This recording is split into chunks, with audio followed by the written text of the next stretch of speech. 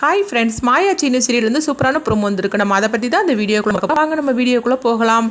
தனா ரகுராமோட வீட்டுக்கே வந்துருந்தாங்க. ஜானகி ரொம்பவே சந்தோஷப்பட்டுட்டு இருக்கவும் இதனால பத்மாவும் பருதி ரொம்பவே எரிச்சலோடு இருந்துட்டு இருக்கிறாங்க.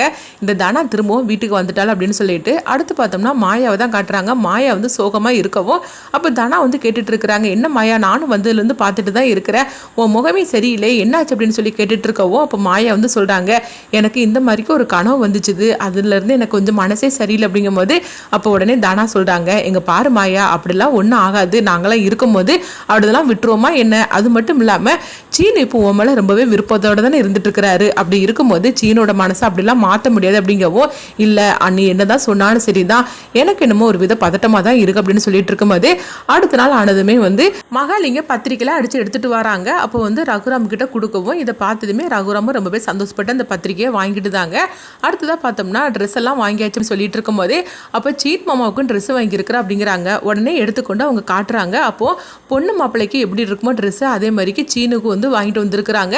அதே மாதிரிக்கு பார்த்தோம்னா பக்கத்துலேயே சாருவோட புடவையும் வச்சிருக்கவும் இது ரெண்டையும் பார்த்ததுமே மாயா அதிர்ச்சி அடைகிறாங்க. உடனே மாயா ரொம்பவே அதிர்ச்சியோட இருக்கவும் தனாவும் ஜானகியும் கேட்டுட்டு இருக்கிறாங்க. என்ன மாயா, என்ன ஆச்சு அப்படின்னு சொல்லி கேட்டுட்டு இருக்கவும், நான் கனவுல கண்ட அதே புடவையும் வேஷ்டியும் தான் சாரு கொண்டு வச்சிருக்கிறா அப்படிங்கிறாங்க. இப்படி சொன்னதுமே ஜானகி கொஞ்சம் பதட்டம் அடைகிறாங்க.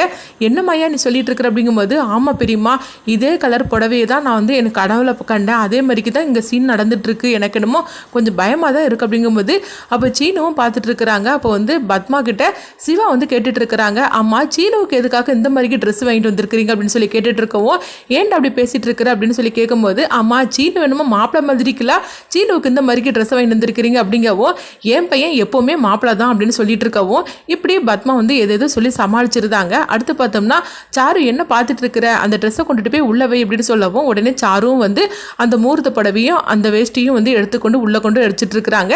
இதை மாயா பார்த்துட்டு எரிச்சலோடு இருந்துட்டு இருக்கிறாங்க. என்ன நடக்க போதே தெரியலையே, கனவுல வர சீனு மாயா கழுத்துல தாலி கட்டுற மாதிரி நம்ம கனவு கண்டிருக்கிறோம், என்ன நடக்குமோ தெரியல அப்படின்னு சொல்லிட்டு இருக்கும்போது இப்போ தனா சொல்லிட்டு இருக்கிறாங்க, அங்கே பாரு மாயா, நீ ஒன்றும் கவலைப்படாத, சாருவுக்கு பார்த்துருக்க மாப்பிள்ள நம்ம ஏற்பாடு பண்ணின மாப்பிள்ள தானே, அதனால நம்ம நினைச்ச மாதிரிக்கு அந்த மாப்பிள்ள தான் சாரு கழுத்துல தாலி கட்டுவாரு, நீ அதெல்லாம் பற்றி நினச்சி கவலைப்பட்டுட்டு இருக்காது அப்படின்னு சொல்லிட்டு அவங்க எவ்வளோ அவங்க மாயாவை சமாதானப்படுத்திட்டு இருக்கவும், ஆனால் மாயாவுக்கு மனசெல்லாம் ரொம்பவே பதட்டத்தோட இருந்துட்டு இருக்கிறாங்க. அடுத்ததான் அங்கே பார்த்தோம்னா கல்யாண நாளும் நெருங்கிட்டு இருக்குது. அப்போ அவங்க கல்யாணத்துக்காக போஸ்டர்லாம் அடிச்சிருக்கிறாங்க. அதில் சாருவுக்கு பார்த்துருக்கிற மாயா ஏற்பாடு பண்ண அந்த மாப்பிள்ளையோட ஃபோட்டோவும் அவங்க போஸ்டரில் ஒட்டி இருக்கவும் அப்போ ஜோசியர் பார்க்குறாங்க. ஜோசியர் பார்த்ததுமே அதிர்ச்சி அடைகிறாங்க. இது என்னது, சாருவுக்கு நம்ம பார்த்து அனுப்பின மாப்பிள்ளை இந்த மாப்பிள்ளை கிடையாதுல, வேற மாப்பிள்ளைலாம் நம்ம அனுப்பிவிட்டோம், இது என்னது அப்படின்னு சொல்லிட்டு ஜோசியர் அதிர்ச்சி அடைகிறாங்க. உடனடியாக பார்த்தோம்னா அவங்க பத்மா கிட்ட இந்த விஷயத்தை பற்றி சொல்றதுக்காக வராங்க. அப்போ பத்மா, மகாலிங்கம், அதுக்கப்புறமா சாரு, பார்வதின்னு எல்லாருமே இருக்கவும் அப்போ ஜோசியர் சொல்லிட்டு இருக்கிறாங்க, இங்கே என்னம்மா நடந்துகிட்டு இருக்குது அப்படின்னு சொல்லி கேட்டுட்டு இருக்கவும், என்னங்க என்ன ஆச்சு அப்படின்னு சொல்லி கேட்டுட்டு இருக்கும் போதே, இல்லை நான் சாருக்கு அனுப்பின மாப்பிள்ளை இவர் கிடையாது, அது வேற மாப்பிள்ளைலாம் அனுப்பிவிட்டு அப்படின்னு சொல்லவும் இது கேட்டதுமே இவங்க எல்லாரும் அதிர்ச்சி அடைகிறாங்க. என்னங்க சொல்லிட்டு இருக்கிறீங்க, நீங்க அனுப்பின மாப்பிள்ளை இல்லையா அப்படின்னு சொல்லி கேட்டுட்டு இருக்கவும், ஆமா இது நான் அனுப்பின மாப்பிள்ளையே கிடையாது அப்படிங்கவும் இப்படி சொன்னதுன்னு தான் உடனே அவங்க எல்லாருக்குமே புரிய வருது. ஓஹோ, அதனாலதான் நம்ம ரகுராம் கிட்ட சொத்தை எழுதி கேட்கும் போது பணத்தெல்லாம் கேட்கும்போது இந்த மாப்பிள்ளை எதுவுமே வேண்டான்னு சொல்லிட்டு இருக்குதான், ஆக மொத்தத்துல இந்த மாப்பிள்ளைய மாயா தான் திட்டம் போட்டு அனுப்பி வச்சிருக்கிறா அப்படின்னு சொல்லிக்கிட்டு எல்லாருக்குமே உண்மை தெரிய வரு. இதனால எல்லாருமே அதிர்ச்சி அடைகிறாங்க. அடுத்து பார்த்தோம்னா அப்போ பத்மா சொல்லிட்டு இருக்கிறாங்க, சரி இந்த விஷயத்தை பத்தி நீங்க வெளியே யாருக்கிட்டையும் சொல்ல வேண்டாம் அப்படிங்கும்போது சரிதாமா அப்படின்னு சொல்லிட்டு அவரும் போயிருந்தாரு. அப்போ சாரு அதிர்ச்சியோட கேட்டுட்டு இருக்கிறாங்க.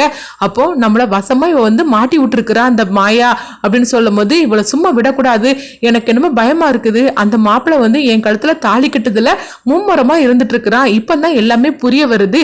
அப்போ ஆக மொத்தத்துல அந்த மாப்பிள்ளை நம்ம திட்டப்பட்டபடி அவன் மணமடையில வச்சு அவன் இங்க இருந்து கிளம்பி போக மாட்டான், என் கழுத்துல தாலி கட்டுறதுக்கு தான் அவன் ரெடியா இருப்பான் அப்படின்னு சொல்லவும் இது கேட்டதுமே சாரு சொல்கிறாங்க, அத்தை எனக்கு இப்போமே இந்த கல்யாணத்தை நிறுத்திடுங்க, எனக்கு வேண்டாம் அந்த கல்யாணமே அப்படின்னு சொல்லவும் அப்போ சீனு மாமா என் கழுத்தில் தாலி கட்ட மாட்டாரா, அப்போ சீனு மாமா எனக்கு கிடைக்க மாட்டாரா அப்படின்னு சொல்லி கேட்டு அவங்க அழுதுகிட்டு இருக்கவும், நான் இன்னும் உயிரோடே இருக்க மாட்டேன் அப்படின்னு சொல்லிட்டு இருக்கவும் உடனே பத்மா சொல்கிறாங்க, சாரு நீ எதுக்காக இப்படிலாம் நீ அழுதுகிட்டு இருக்கிற, அந்த மாயா நம்ம எல்லாத்தையும் கூடவே இருந்துக்கிட்டு இந்த மாதிரிக்கு நம்மளை ஏமாத்திருக்கிறா, இது தெரியாமல் நம்மளும் இருந்திருக்கிறோம், அவன் பார்த்தோம்னா இதனால தான் எங்கள் அண்ணங்கிட்ட சொத்தெல்லாம் வேண்டான்னு அவன் சொல்லியிருக்கிறான், அது மட்டும் மட்டும் இல்லாமல் உன்னை கல்யாணம் பண்ணுறதுலையே அவன் குறிக்கோளோட இருந்திருக்கிறான்.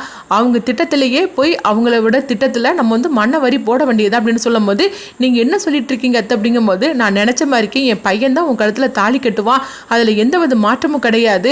அவங்க நம்மளை ஏமாத்தணும்னு சொல்லி நினச்சாங்களா, நம்ம அவங்கள ஏமாத்தலாம் அப்படிங்கும்போது, அத்தை நீங்கள் என்ன சொல்கிறீங்க, எனக்கு என்னமோ பயமாக இருக்குது அப்படின்னு சொல்லும் போது இப்போ பார்வதியும் கேட்டுட்டு இருக்கிறாங்க. அண்ணி நீங்கள் என்ன சொல்ல வரீங்க, மாயா எந்த அளவுக்கு திட்டம் போட்டு இந்த மாப்பிள்ளையை அனுப்புவான்னு சொல்லி நம்ம கொஞ்சம் கூட எதிர்பார்க்கவே இல்லை. அப்படி இருக்கும்போது இப்போ நம்ம என்ன சொன்னாலும் அந்த மாப்பிள்ளை வந்து கேட்க மாட்டான். அது மட்டும் இல்லாமல் மாயா சொல்கிறதா அவன் கேட்டு நடப்பான். இப்போ என்ன பண்ணுறதுக்கு அப்படின்னு சொல்லிட்டு அவங்களும் ரொம்பவே குழப்பத்தோடு இருக்கவும் மகாலிங்கமும் கேட்டுட்டு இருக்கிறாங்க. இங்கே பாருங்க சம்பந்தியம்மா, என்ன ஆனாலும் சரிதான், சீனு மாப்பிள்ளை தான் என் பொண்ணு கழுத்தில் தாலி கட்டணும் அப்படின்னு சொல்லும் போது, சம்பந்தி நீங்கள் ஒன்றும் கவலைப்படாதீங்க அப்படிங்கும் போது, இப்போ நீங்கள் என்ன தான் பண்ண போறீங்க அப்படிங்கவும் இப்போ பத்மா வந்து ஒரு திட்டத்தை சொல்கிறாங்க. அந்த மாயாவையும் அந்த மாப்பிள்ளையும் எல்லாரும் சேர்ந்து தானே நம்மளை ஏமாத்துனாங்க, இவங்க எல்லாரையும் நம்ம இப்படி தான் பண்ணணும்னு சொல்லிக்கிட்டு அவங்க ஒரு திட்டத்தை போட்டு கொடுக்கவும் இதை கிட்டதுமே சந்தோஷப்பட ஆரம்பிச்சிருந்தாங்க. அடுத்து இங்கே பார்த்தோம்னா மகாலிங்கம் வந்து அவங்க புவனேஸ்வரி கிட்ட போய் இந்த விஷயத்தை பற்றி சொல்கிறாங்க. கேட்டதுமே புவனேஸ்வரி அதிர்ச்சி அடைகிறாங்க. இந்த மாயா இவ்வளவு செஞ்சுட்டு இருக்கிறாளா அப்படின்னு சொல்லி கேட்கும்போது, ஆமாம் புவனேஸ்வரி அம்மா, அதனால தான் வந்து அந்த ரகுராம் கிட்ட சொத்தெல்லாம் எழுதி வாங்கும் போது அந்த மாப்பிள்ளை வேண்டான்னு சொன்னா, இது எல்லாத்துக்கு காரணம் வந்து இந்த மாயா போட்ட திட்டம் தான் அப்படின்னு சொல்லவும் உடனே புவனேஸ்வரி வந்து சொல்லிட்டு இருக்கிறாங்க, இந்த கல்யாணம் கண்டிப்பாக நடந்தே ஆகணும், அதுவும் சீனு தான் வந்து சாரு கழுத்தில் தாலி கட்டணும் அப்படிங்கும் போது அந்த மாயாவை இதோட இந்த வீட்டை விட்டு அனுப்பிவிடணும் அப்படின்னு சொல்லவும் உடனே வந்து மகாலிங்கம் வந்து சொல்லிட்டு இருக்கிறாங்க, கல்யாண செலவுக்கு ஏதாவது அப்படின்னு சொல்லிக்கிட்டு கேட்கவும், ஒன்றும் கவலைப்படாதீங்க மகாலிங்கம் அப்படின்னு சொல்லிக்கிட்டு புவனேஸ்வர் வந்து நிறைய நகையும் பணத்தையும் கொடுக்குறாங்க. இந்த நகை எல்லாத்தையுமே வந்து உங்கள் பொண்ணுக்காக நான் சீர்வரிசையாக கொடுக்குறேன் அப்படின்னு சொல்லவும் இது கேட்டதுமே மகாலிங்கம் ரொம்பவே சந்தோஷப்பட்டு இருக்கிறாங்க. இதில் இன்னொரு காரணமும் இருக்குது அப்படிங்கும்போது, என்னங்க சொல்லிட்டு இருக்கிறீங்க இன்னொரு காரணம் அப்படிங்கும்போது, ஆமாம் இந்த கல்யாணத்தினால அந்த ரகுராம் குடும்பத்தையே நான் நாசம் பண்ணணும் அப்படின்னு சொல்லவும் இதை கிட்டதுமே மகாலிங்கம் சொல்கிறாங்க, அதுதானே என்னுடைய திட்டமும், ரகுராமும் ஜானகி மாயா இவங்க 3 பேரும் இந்த வீட்டை விட்டு போயிட்டாலே சொத்து எல்லாமே வந்து எங்களுக்கு வந்துடும், அதனால நீங்கள் என்ன சொல்கிறீங்களோ நான் அதை கேட்டு நடக்கிறேன் அப்படிங்கவும் இந்த கல்யாணத்தோட இந்த மாயாவை வந்து ஒரு வழி பண்ணிட வேண்டியதா அப்படின்னு சொல்லிட்டு இருக்கவும் உடனே மகாலிங்கமும் சரி அப்படிங்கிறாங்க. அடுத்துங்க பார்த்தோம்னா மாயாவை தான் காட்டுறாங்க. இப்போ மாயா வந்து சீனுக்கிட்ட சொல்லியிருக்காங்க, இங்கே பாரு சீனு, எனக்கு என்னமோ வந்து இந்த கல்யாணத்தில் ஏதோ ஒரு பெரிய பிரச்சனை வரப்போகுதுன்னு எனக்கு தோணுது அப்படிங்கும்போது, என்ன மாயா எதுக்காக அப்படி பேசிட்டு இருக்கிற அப்படிங்கவோ, பாத்தியா சாருவுக்கு மூர்த்த புடவை எடுத்திருக்கிறாங்க, சரி உனக்கு எதுக்கு மாப்பிள்ளை கணக்காகவே வந்து ட்ரெஸ் எடுத்துட்டு வரணும் அப்படிங்கவோ, என்ன மாயா இப்படிலாம் பேசிட்டு இருக்கிற, ஏன் கல்யாணத்துக்கு பட்டு விஷய சட்டையெல்லாம் உடுக்கக்கூடாதா என்ன அப்படின்னு சொல்லிட்டு இருக்கவோ உடனே வந்து மாயா சொல்றாங்க, எனக்கு என்னமோ இங்க நடக்கிற எந்த விஷயமே எனக்கு வந்து சரி படலை சீனு அப்படின்னு சொல்லிட்டு இருக்கும்போது இப்போ சீனு வந்து சொல்றாங்க, இங்க பாரு மாயா, நீ தேவையில்லாம இந்த மாதிரிக்கெல்லாம் வந்து மனசை போட்டு குழப்பத்தை பண்ணிட்டு இருக்காத, எதுவும் நடக்காது அப்படின்னு சொல்லிட்டு இருக்கவும், இங்க பாரு அங்க கல்யாண மண்டபத்தில் என்னனாலும் நடக்கும், ஆனா நீ எதுக்குமே வந்து நீ அசைஞ்சு கொடுத்துடக்கூடாது அப்படின்னு சொல்லும் போது, என்ன மையா நீ சொல்லிட்டு இருக்கிற, எனக்கு ஒன்றும் புரியல அப்படிங்கும் போது, நான் அன்னைக்கு கண்ட கனவு பழிச்சிருமோன்னு எனக்கு பயமா இருக்கு அப்படிங்கும் போது, என்ன சாரு கழுத்தில் நான் தாலி கட்டுற மாதிரிக்கு கனவு கண்டேன்னு சொன்னியா, அதை தான் சொல்லிட்டு இருக்கிறேன் அப்படிங்கவும், ஆமாண்டா அப்படிங்கிறாங்க. உடனே வந்து சீனு வந்து சிரிக்க ஆரம்பிச்சிருந்தாங்க, என்ன மையா நீ இப்படிலாம் பேசிட்டு இருக்கிற, அப்படிலாம் நடந்துருமா என்ன, நான் தான் வந்து உன் மேலே உயிரே வச்சிருக்கிறேன்னு உனக்கே தெரியும், அப்படி இருக்கும்போது இப்படிலாம் நான் பண்ணிடுவேனா என்ன, அதுக்கு வாய்ப்பே கிடையாது, தேவையில்லாம நீ இந்த கனவுலாம் நினச்சிக்கிட்டு பயந்துட்டு இருக்காது அப்படின்னு சொல்லவும், சீனு என்னை கைவிட்டுற மாட்டேன் இல்லடா அப்படிங்கும்போது, என்ன மையா நீ இப்படி பேசிட்டு இருக்கிற, நீ எனக்கு வந்து எந்த அளவுக்கு எனக்கு பிடிக்கும், நீ வந்து என்னுடைய உயிர்னு உனக்கே தெரியும், அப்படி இருக்கும்போது நீ இப்படிலாம் நீ பேசுறதா எனக்கு எரிச்சலா இருக்குது, நீ இப்படிலாம் பேசிட்டு இருக்காது அப்படிங்கிறாங்க. அடுத்து சாரு கல்யாணத்துல பத்மா என்னெல்லாம் திட்டம் போட்டு வச்சிருக்காங்கன்னு சொல்லி பார்க்கலாம்.